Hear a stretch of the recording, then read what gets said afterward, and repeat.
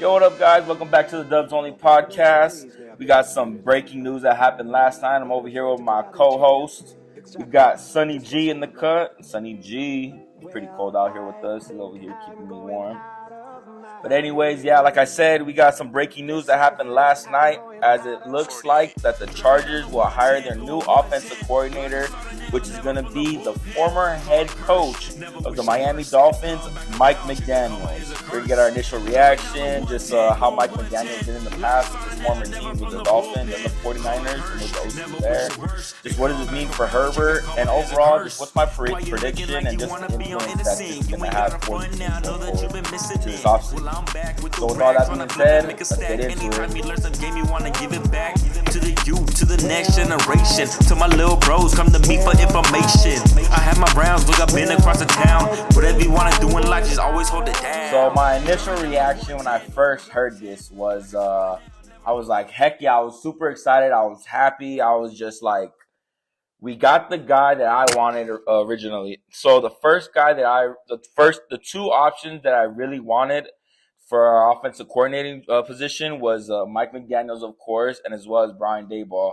I thought for Mike McDaniels, just the way that he's able to scheme up offenses, what he was able to do with Tua, and just being able to have just that creative mind, offensive mind, just to draw up plays and for different coverages, different formations, just be able to be that guru, that young guru, offensive guru. Brian Daboll, I wanted him because we saw what he was able to do in being responsible for the ascension of Josh Allen. You have Justin Herbert, who him and Josh Allen both have the same qualities, big physical quarterbacks who have a big arm. So those are my two options that I was really looking forward to the Chargers signing. But it was announced yesterday. It was announced last night by Adam Schefter in a tweet saying that all signs are looking forward to the Chargers signing Mike McDaniels as their OC. And when I just hear that, I just think of we're finally going to be able to unlock Herbert. We're going to go into more depth what that means. But now I want to break down the numbers of what he was able to do while as a head coach and OC during the last 5 years. And we're going to begin with his stint with the 49ers, which came in 2021. He was there for one season as the OC, and he did a pretty good job. I mean, the 49ers that year, that Jimmy Garoppolo, they had George Kittle, they had a bunch of stud players that were able to go to an NFC Championship run.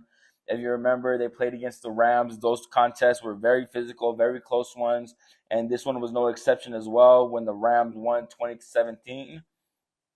And the offensive rank that the 49ers have during that time they were number 7 ranked in the NFL for total offense. And from there, you could see that was just the opportunity that he needed to showcase to the NFL that, I know what I'm doing on the offensive side. If a team wants to give me the opportunity to run a whole entire team, I can show that I'm able to do that as well. And that's what exactly happened that next offseason, where he was hired by the Miami Dolphins. He was inheriting a young Tua Tagovailoa.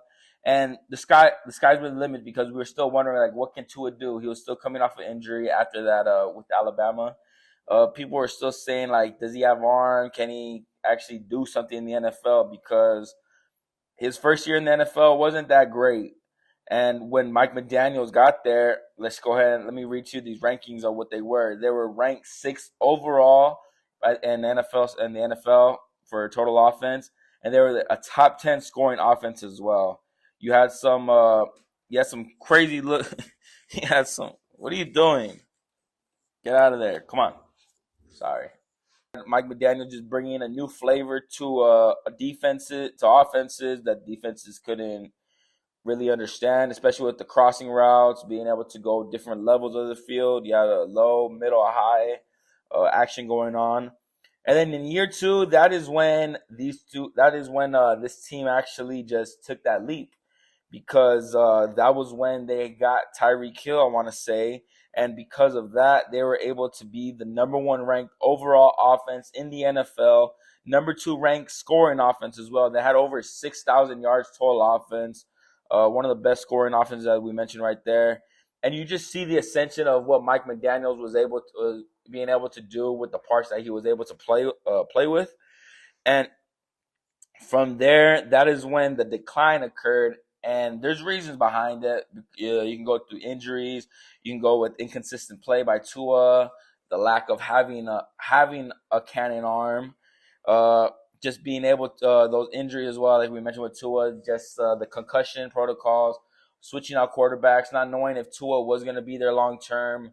Although he did get the extension, it has shown so far as of right now that he isn't there going to be there for the future long term because he was benched by McDaniel's. We don't. I want to say in a press conference when we had the new GM, the coach or the new GM, where they mentioned about players that they do have currently. Tua was left off that list, so there's all signs pointing towards that Tua isn't going to be there long term, and I wouldn't give him blame. I mean, you can give some of the blame to Tua. I won't give it entirely onto him, but when you have an injured quarterback who's not there and inconsistent play as well as just availability is inconsistent, it's going to be hard for your offense just to be able to be reliable as well as consistent. But he's coming in now with McDaniel's coming over to Los Angeles. He's coming into a great scenario in the sense that you have a great quarterback, you have a Pro Bowl quarterback, elite level, can be elite. We're still looking to see what he can do in the postseason, but overall has all the physical traits, has all the physical qualities, all that stuff to be able to be an all-time pro, all-time great in this league. You have two tackles on the edge that can arguably be the best tandem in the NFL with Rashawn Slater as well as Joe Alt. You have a receiver group. You have Quentin Johnston, who again took another leap. You have Lad McConkey. You have a young Trey Harris. You have Amarian Gadsden. You have Gadsden. You have a young, hungry running back who's coming off an injury-riddled rookie season with Amarian Hampton. You have Kamani Vidal. This team has a bunch of weapons on the offensive end for Justin Herbert and for Mike McDaniel to play with. Mike McDaniel also, along with having a high passing offense, he also was able to run the ball very effectively. We've seen what he was able to do with Mostert when Mostert was there early on. We saw what he's been able to do with A-Chain the last few years with A-Chain being on the team. So I'm very excited to see just what Mike McDaniel is going to be able to do with the quarterback that can be consistent, that has a cannon arm, that can go deep down the field, can make defenses play honest in Justin Herbert. You have a young running back who has shown promise, although he has been injured the majority of the season. In the times that he has been able to play, especially going into that Broncos game before he broke his ankle or had a ankle fracture, we saw a glimpse of what Amarian Hampton could be by being honestly a 3-down back, being able to catch the ball, being able to block, being able to run through the line to the outside. It's just gonna be all we want to see is what are the Chargers offense? What are they going to do in the offseason to be able to protect Justin Herbert from the interior aspect? We've seen what Bradley Bozeman has done the last 2 years, last 2 seasons. Hasn't been great. Zion Johnson, former first-round pick from the Chargers, he's had improvements, yes, but it's not to the point of being consistent play to where you would like to see, especially for a first-round pick. The right guard with Mekhi Becton, who a lot of us thought was gonna translate very well into this Chargers offensive line. We didn't really see much of him being able to play consistent as he did with the Eagles in their Super Bowl run the year before. So my thing is, we have everything loaded, everything is ready to go except the interior line. And if the Chargers are able to fix that and be able to give Justin Herbert the time and be able to scheme up plays that will make a defense play honest and not be able to just cheat or rush 5-6 pass rushers at once and be able to maybe keep them at 3 to 4. Man, the sky's the limit of what the Chargers offense could be with a Mike McDaniels. What does it mean for Herbert? The thing that this means mostly for Herbert is that he's finally getting an offensive mind to where that is gonna be able to use his physical ability. He's gonna be able to showcase what he really can do, because especially in the deep ball, because that's one thing that's been lacking in Justin Herbert's arsenal as of late, the last couple seasons. Because when Justin Herbert first got into the league, the one thing that we all loved to see from him were his bombs. He had a bunch of them his rookie year when he had Shane Steichen, I want to say, as offensive coordinator. You saw some of that with Joe Lombardi when he was offensive coordinator. Although when we did have another offensive coordinator that the Chargers did have that didn't really translate too much because of injuries. That was Kellen Moore. We've seen what he's been able to do when he was with Philly. We've seen that he's a head coach with the New Orleans Saints. Has a young rookie quarterback, but in Tyler Shaw. But I think we're gonna get back more to that deep level, that deep level threat type of play or action with Justin Herbert.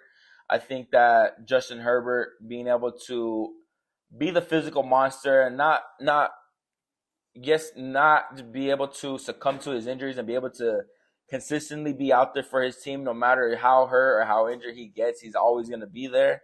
I think that's going to play a big factor for McDaniels because he understands what he's going to have into a quarterback and understanding that Justin Herbert is going to be available no matter the situation, unless it's something that the doctors are not going to medically clear him to play. He's going to be out there. So I think this is going to mean a whole lot for Justin Herbert, for the Chargers.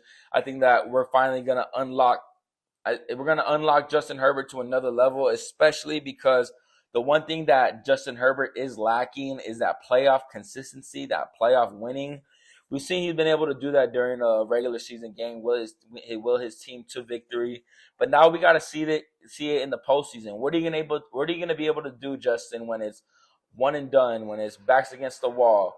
As of late, what we see in the three instances with him in the postseason has not looked great. We've seen some shaky play. We've seen a breakdown against Jacksonville. We saw him have a 4-interception game against the Houston Texans where Ladd McConkey was the one who had a majority of the offense. He had no one else. Quinn Johnson couldn't catch a ball. And you also have other players who, the offensive side, that it wasn't very consistent play with them as well. Then you go to Greg Roman. You have a run scheme, heavy offense. And although it did show some promise in certain situations, it's just the lack of adjustments that we weren't able to see, or just the lack of inconsistency from both the run and pass game. It just was something that we're holding back Justin Herbert with, because, as we mentioned, we've seen what he's been able to do with his arm, be able to throw the deep ball, make defenses play too high, safety coverage, play honest, not rush as many passes as they do, not pressure him as much. And I just think with Mike McDaniels, this is just gonna elevate him even more. Now, again, if they can get the three interior linemen, if they can get that three interior linemen group going well, this is just gonna be sky the limit for Justin Herbert and the Chargers offense, especially with the genius like Mike McDaniels. So, what are my predictions with the Chargers and Mike McDaniels hiring? Well, I think that it's going to be bombs away. I think that this team is going to be a top 5 offense in the NFL. I think that we're not going to see those inconsistent red zone opportunities go to waste anymore. That's the one thing that this Chargers offense has been very inconsistent with. It's scoring touchdowns. They get right there into the red zone, and they're always just delegating the field goals, not being able to punch it in. I mean, we saw in the New England playoff game where they're right there at the 1-yard line and they're not able to get the touchdown. And it's just like, to win games in the NFL, you got 3 helps, but 7 is a whole lot better. 7 is a whole lot better. So I think that this Chargers offense, they're going to take another leap forward. Now, I don't know how long McDaniels is planning on staying with the Chargers. I'm hoping it's more than it's like 2 to 3 years. That way he's able to get the best out of Justin Herbert, be able to learn under Jim Harbaugh before he's able to take another head coaching opportunity. And I just want to see this team grow, and just being able to have an offensive mind like a Mike McDaniels. Just the sky's the limit. I think that Justin Herbert may have another 5,000-yard season 30 touchdowns in his season for him going forward. I feel that the Omarion Hampton, that what he's going to be able to translate on the ground game is going to showcase on what his true talents are. We got a little nugget of it his rookie year, but I think with Mike McDaniels and being able to scheme up a run offense, I think that's going to also play a big factor. And just like I said prior, just the red zone, I think that this is also going to score more touchdowns for us because we've seen what he's been able to do, being a top 10 scoring offense, top 5 scoring offense, just be able to punch the ball in because that's what you need. So I think that, like I said, the sky's the limit for this offense, that this can go honestly beautifully if everything does commingle and coexist. And who knows, can this be a Super Bowl running for the team? I don't see why not. You have the offensive mind of Mike McDaniels.